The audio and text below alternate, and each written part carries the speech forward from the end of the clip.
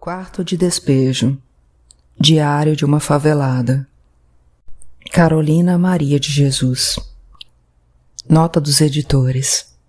Esta edição respeita fielmente a linguagem da autora, que muitas vezes contraria a gramática, incluindo a grafia e a acentuação das palavras, mas que, por isto mesmo, traduz com realismo a forma de o povo enxergar e expressar seu mundo. Apresentação. Favela. O quarto de despejo de uma cidade. O cotidiano da favela já foi contado por diversos autores, de diversas maneiras. Neste livro, a perspectiva é outra. É a de quem vive na favela, mais especificamente a de uma catadora de papel que só pôde chegar até o 2º ano do ensino fundamental. Quarto de Despejo é uma edição dos diários de Carolina Maria de Jesus, migrante de Sacramento, Minas Gerais, mãe solteira e moradora da primeira grande favela de São Paulo, a Canindé, que foi desocupada em meados dos anos 1960 para a construção da Marginal do Tietê. O livro relata a amarga realidade dos favelados na década de 1950, os costumes de seus habitantes, a violência, a miséria, a fome e as dificuldades para se obter comida. O tempo passou, a cidade cresceu, mas a realidade de quem vive na miséria não mudou muito. Isso faz do relato de Carolina uma obra atemporal, sempre emocionante. Best-seller traduzido para 13 línguas, Quarto de Despejo também é um referencial importante para estudos culturais e sociais, tanto no Brasil como no exterior. Conheça a história do descobrimento desse livro no prefácio a seguir, escrito pelo jornalista Audálio Dantas. Ao final do livro, veja o depoimento de Carolina sobre a sua luta pela sobrevivência e sobre o seu ponto de vista em relação ao sucesso desta obra. A atualidade do mundo de Carolina. Audálio Dantas. Para os leitores desta edição de Quarto de Despejo, é preciso que eu me apresente. Entrei na história deste livro como jornalista, verde ainda, com a emoção e a certeza de quem acreditava poder mudar o mundo. Ou pelo menos, a favela do Canindé e outras favelas espalhadas pelo Brasil. Repórter, fui encarregado de escrever uma matéria sobre uma favela que se expandia na beira do rio Tietê, no bairro do Canindé. Lá, no rebuliço favelado, encontrei a negra Carolina, que logo se colocou como alguém que tinha o que dizer. E tinha. Tanto que, na hora, desisti de escrever a reportagem. A história da favela que eu buscava estava escrita em uns 20 cadernos encardidos que Carolina guardava em seu barraco. Li e logo vi. Repórter nenhum, escritor nenhum, poderia escrever melhor aquela história. A visão de dentro da favela.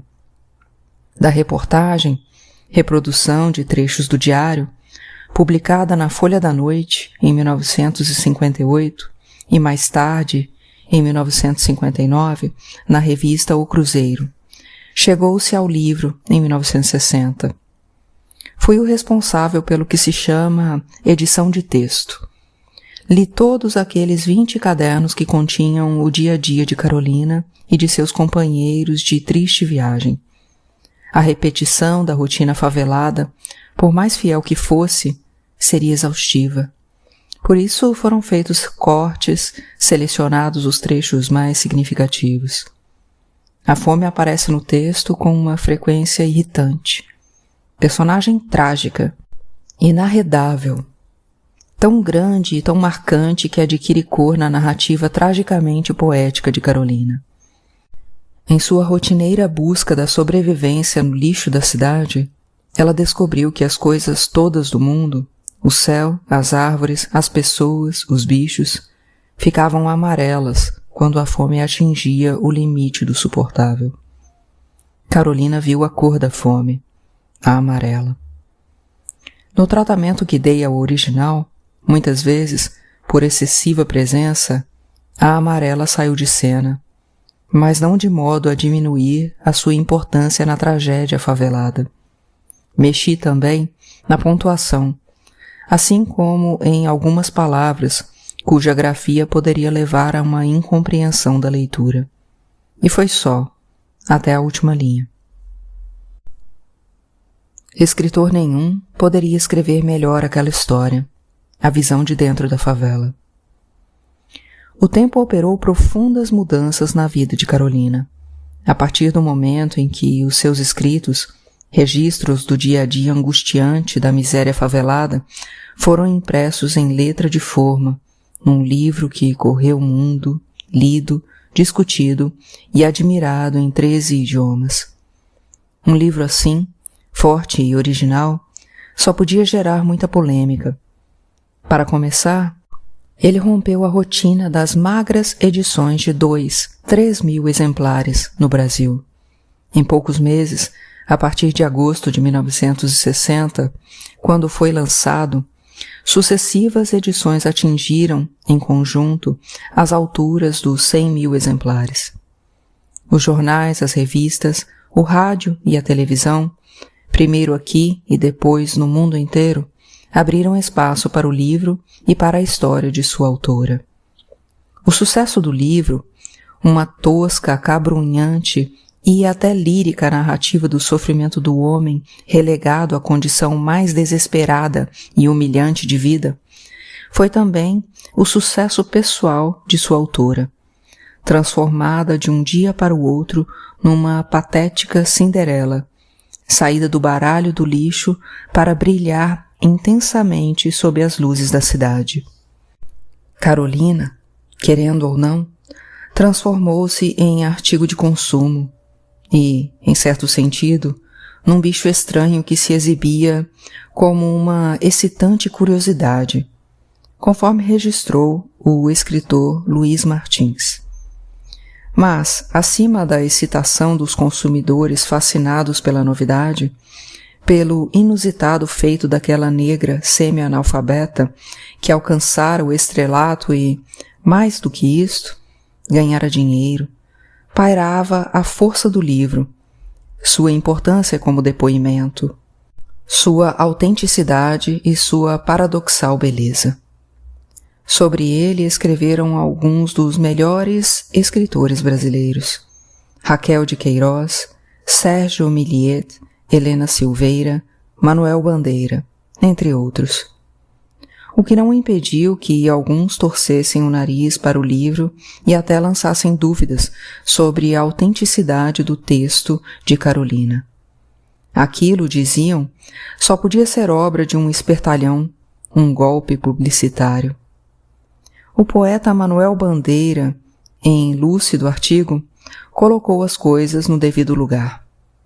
Ninguém poderia inventar aquela linguagem, aquele dizer as coisas com extraordinária força criativa, mas típico de quem ficou a meio caminho da instrução primária. Exatamente o caso de Carolina, que só pôde chegar até o 2º ano de uma escola primária de Sacramento, Minas Gerais. O impacto causado por Quarto de Despejo foi além das discussões sobre o texto. O problema da favela, na época de dimensões ainda reduzidas em São Paulo, foi discutido por técnicos e políticos. Um grupo de estudantes fundou o Movimento Universitário de Desfavelamento, cuja sigla, MUD, revelava, no mínimo, uma intenção generosa. Ou um sonho, e Carolina era alçada à condição de cidadã, com título oficial conferido pela Câmara Municipal de São Paulo. O cenário em que foi escrito o diário já não é o mesmo. Parte dele deu lugar ao asfalto de uma nova avenida, por coincidência chamada Marginal, a Marginal do Tietê, que passa por ali onde até meados dos anos 60 se erguia o caos semi-urbano e sub-humano da favela do Canindé, em São Paulo. O resto foi ocupado por construções sólidas, ordenadas, limpas, aprumadas, no lugar dos barracos cujos ocupantes foram para outros cantos da cidade, para outros quartos de despejo. Mais de 30 anos decorridos desde o aparecimento de quarto de despejo, a cidade tem outra cara, esparramada para muito além da Avenida Marginal. E a favela do Canindé, onde viveu Carolina Maria de Jesus, na Rua A, barraco número 9, multiplicou-se em dezenas, centenas de outras. Assim, Quarto de Despejo não é um livro de ontem, é de hoje. Sua contundente atualidade é dramaticamente demonstrada pelos arrastões que invadiram em 92 as praias da zona sul do Rio de Janeiro. Os quartos de despejo, multiplicados, estão transbordando. 15 de julho de 1955. Aniversário de minha filha Vera Eunice. Eu pretendia comprar um par de sapatos para ela, mas o custo dos gêneros alimentícios nos impede a realização dos nossos desejos. Atualmente somos escravos do custo de vida. Eu achei um par de sapatos no lixo, lavei e remendei para ela calçar. Eu não tinha um tostão para comprar pão. Então eu lavei 3 litros e troquei com o Arnaldo. Ele ficou com os litros e deu-me pão. Fui receber o dinheiro do papel. Recebi 65 cruzeiros. Comprei 20 de carne, 1 quilo de toucinho e 1 quilo de açúcar e 6 cruzeiros de queijo. E o dinheiro acabou-se. Passei o dia indisposta. Percebi que estava resfriada. À noite o peito doía-me. Comecei a tossir. Resolvi não sair à noite para catar papel. Procurei meu filho, João José. Ele estava na rua Felisberto de Carvalho, perto do mercadinho. O ônibus atirou um garoto na calçada e a turba afluiu-se. Ele estava no núcleo. Dei-lhe uns tapas e em 5 minutos ele chegou em casa. Ablui as crianças, alertei-as e ablui-me e aleitei-me. Esperei até às 11 horas, um certo alguém. Ele não veio. Tomei um melhoral e deitei-me novamente. Quando despertei, o astro-rei deslizava no espaço. Minha filha Vera Eunice dizia: "Vai buscar água, mamãe." 16 de julho. Levantei, obedeci a Vera Eunice, fui buscar água, fiz o café, avisei as crianças que não tinha pão, que tomassem café simples e comesse carne com farinha. Eu estava indisposta. Resolvi benzer-me. Abri a boca 2 vezes, certifiquei-me que estava com um mal olhado. A indisposição desapareceu. Saí e fui ao seu Manuel levar umas latas para vender. Tudo quanto eu encontro no lixo eu cato para vender. Deu 13 cruzeiros.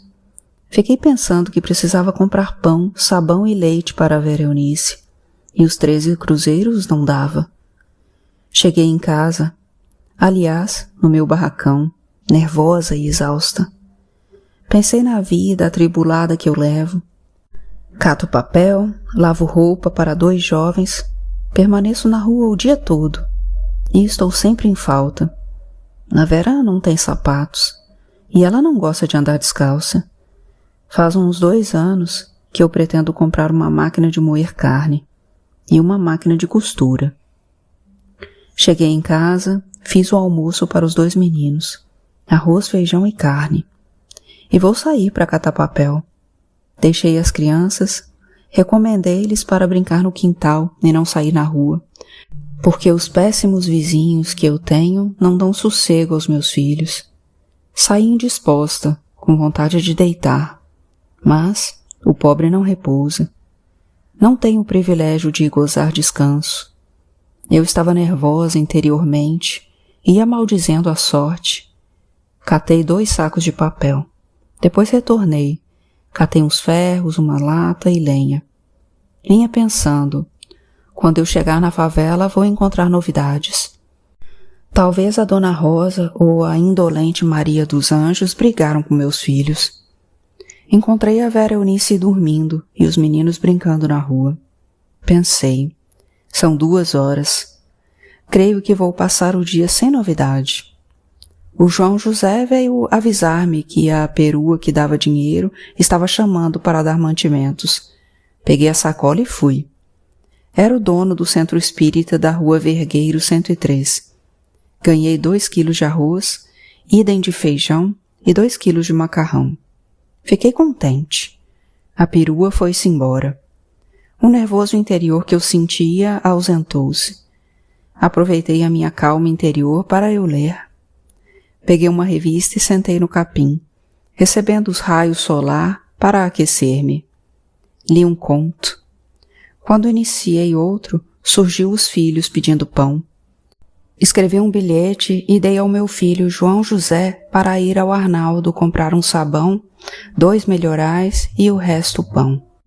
Pus água no fogão para fazer café. O João retornou-se. Disse que havia perdido os melhorais. Voltei com ele para procurar. Não encontramos. Quando eu vinha chegando no portão, encontrei uma multidão. Crianças e mulheres, que vinha reclamar que o José Carlos havia apedrejado suas casas, para eu repreendê-lo. 17 de julho. Domingo. Um dia maravilhoso. O céu azul sem nuvem. O sol está tépido. Deixei o leito às 6h30. Fui buscar água, fiz café, tendo um só pedaço de pão e 3 cruzeiros. Dei um pedaço a cada um, pus feijão no fogo que ganhei ontem do centro espírita da rua Vergueiro 103. Fui lavar minhas roupas. Quando retornei do rio, o feijão estava cozido. Os filhos pediram pão. Dei os 3 cruzeiros ao João José para ir comprar pão. Hoje é a Anair Matias quem começou a implicar com os meus filhos. A Sílvia e o esposo já iniciaram o espetáculo ao ar livre. Ele está lhe espancando, e eu estou revoltada com o que as crianças presenciam. Ouvem palavras de baixo calão. Oh, se eu pudesse mudar daqui para um núcleo mais decente.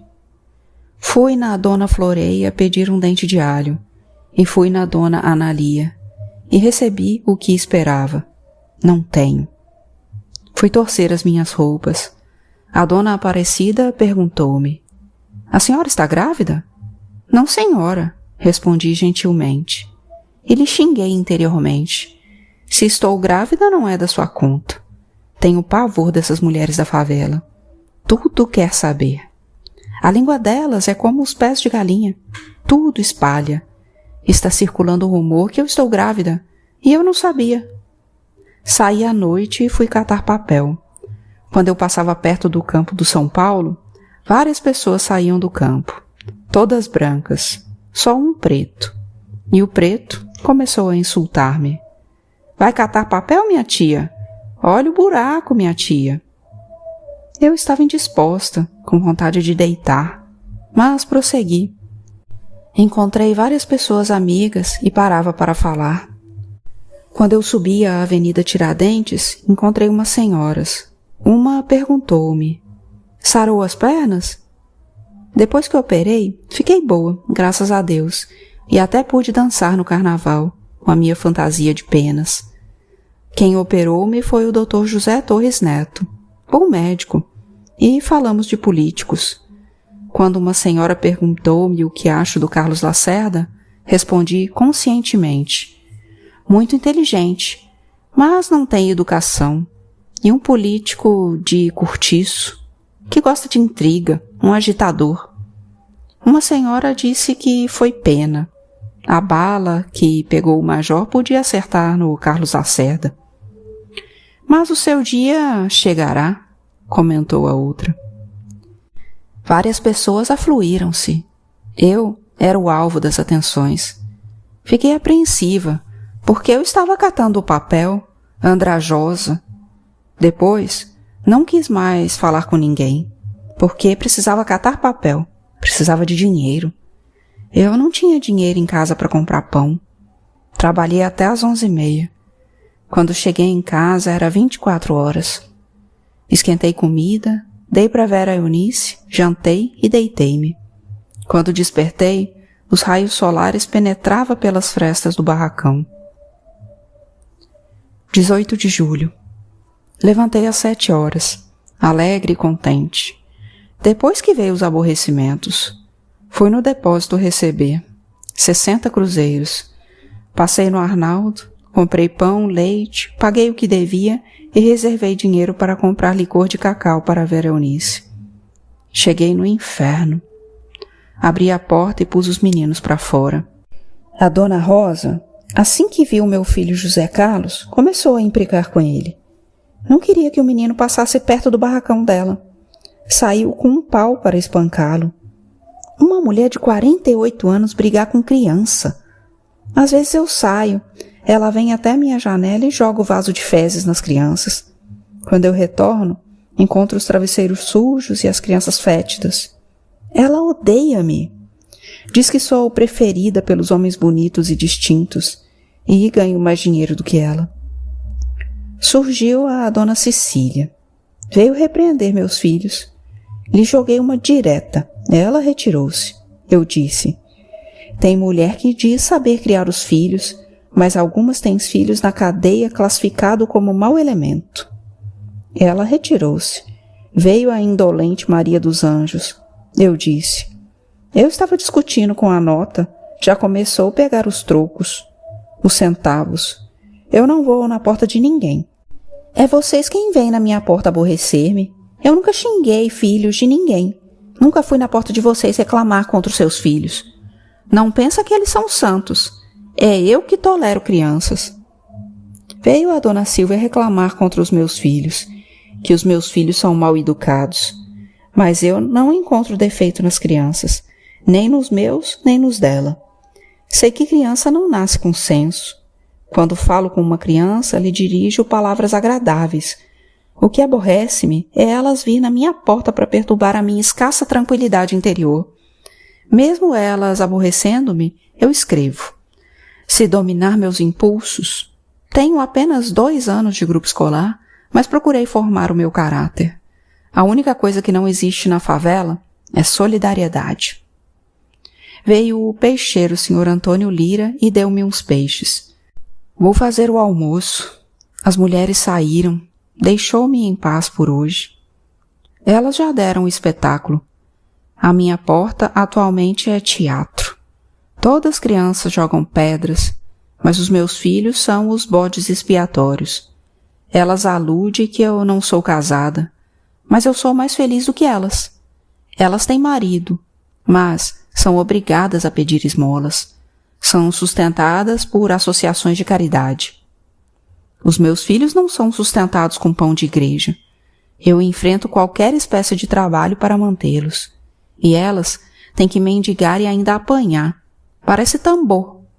À noite, enquanto elas pedem socorro, eu tranquilamente no meu barracão ouço valsas vienenses. Enquanto os esposos quebram as tábuas do barracão, eu e meus filhos dormimos sossegados. Não invejo as mulheres casadas da favela que levam vida de escravas indianas. Não casei e não estou descontente. Os que preferiu me eram soeses e as condições que eles me impunham eram horríveis.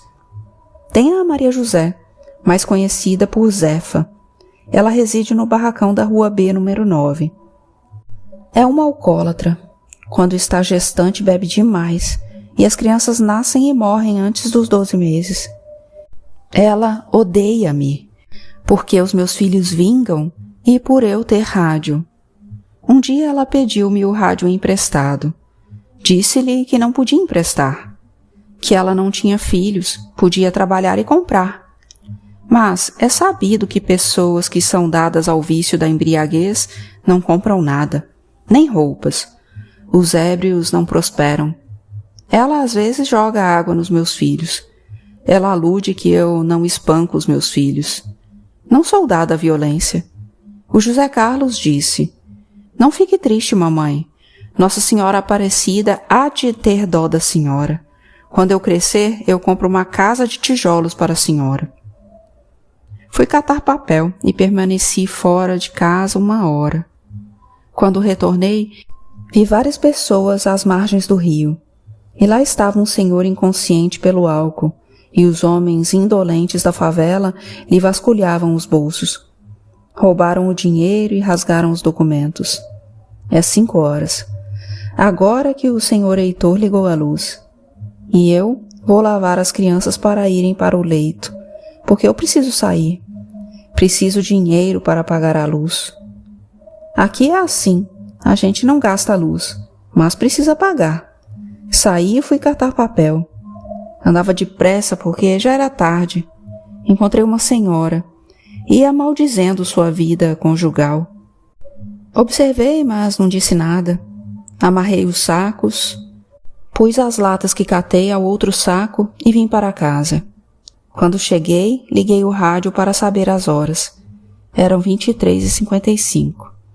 Esquentei comida, li, despi-me e depois deitei. O sono surgiu logo.